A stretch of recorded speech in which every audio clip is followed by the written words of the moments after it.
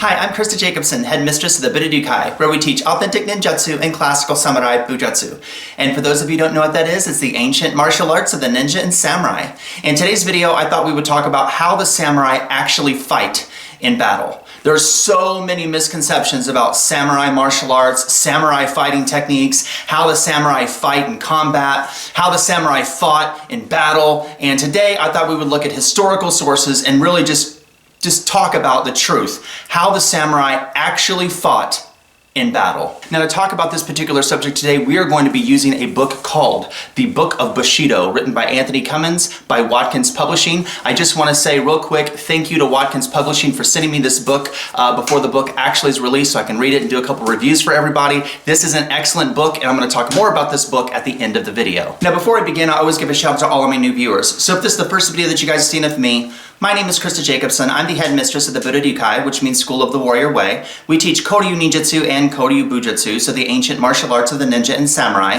This organization does have other areas of focus, such as reality-based self-defense, weapons training and tactics, survival skills, martial arts theory, thought, and philosophy, martial arts conditioning. If any of those topics interest you at all, please subscribe to my YouTube channel, and don't forget to click the bell. I do post 2 to 3 videos every single week, so if you're interested in any of those topics, please subscribe, click the bell, and keep up with what we're doing. So today we're going to be talking about how a samurai actually fought in battle. What was their mentality when they locked up with their opponent and they had to fight? This is what we're going to be talking about. Now, to be quite honest, anyone who's in the Koryu community, so all of us, doesn't matter what organization. If you guys are studying the ancient arts of the ninja and samurai, you're studying Koryu Bujutsu and Koryu Ninjutsu, right? So you're studying the old martial arts of Japan.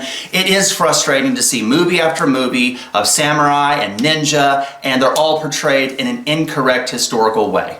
It gets frustrating because the world of martial arts has this idea of a samurai that's not exactly true. The samurai, the mentality that a samurai had within battle was much different than what we see in the movies, especially in English-speaking countries, that is for sure. So today I thought we would discuss this subject because this is one of the subjects that discussed in this particular book. Now, in the Book of Bushido, this is what is written about the mentality of samurai within combat. The two terms, unarmed combat and hand-to-hand combat, are often considered to mean the same thing. But in this book, hand-to-hand combat refers to the fighting that is close enough for opponents to strike each other with a variety of weapons, while unarmed combat is fighting without weapons, an important distinction.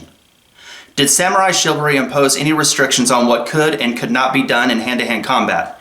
It would appear not. Document after document described the various tricks samurai could use. The Ogaden text clearly shows people being grabbed from behind to stop them drawing their swords.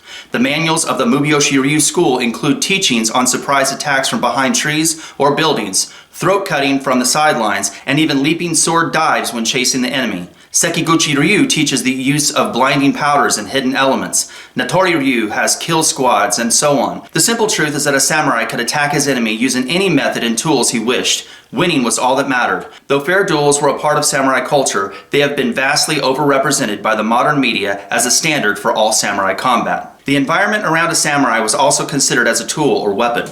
The master swordsman Miyamoto Musashi was clearly unimpressed with the fighting styles of the modern schools of the Tokugawa-era Japan. He believed that complex leaps, jumps, and stepping systems were useless in real life, where uneven or waterlogged ground would render all such elaborations redundant.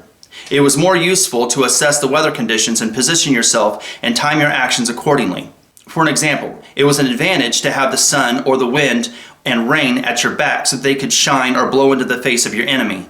Similarly, during a night fight or in a thunderstorm, a shrewd swordsman would try to make sure that the opponent was facing the lightning so that they would lose the benefit of night vision. He might also time his moves to coincide with the thunderclaps that would act as a distraction. Even indoors, surrounding objects could be turned into fighters' benefits. The manuals mention samurai hurling tatami mats, candlesticks, and other household objects at their opponents, or using the pommel of their sword to smash out the eyes of an enemy swordsman. All of this leaves us with the distinct idea that the samurai can do just about anything to win. However, while it was acceptable in certain situations to hide behind natural features in the terrain, it was improper, according to the Bushido Shoshinshu, to use an alley as a shield.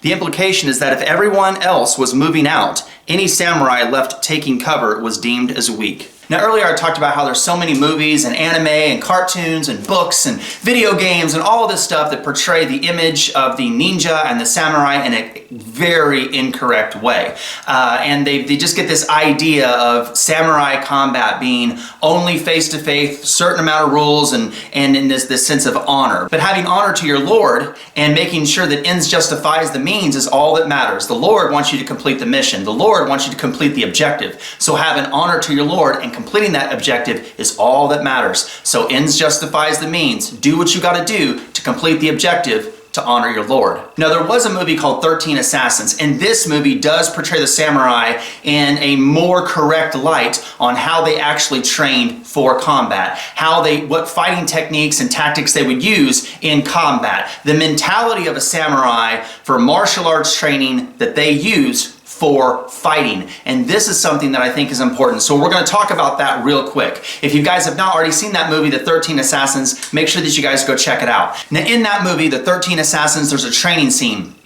And you got the main samurai, right? The leader of the group, and he's training all the lower ranked samurai on combat and warring tactics. And in this scene, he says, no mercy. There's no samurai code for fair play in battle. No sword, use a stick. No stick, use a rock. No rock, use your fists and feet.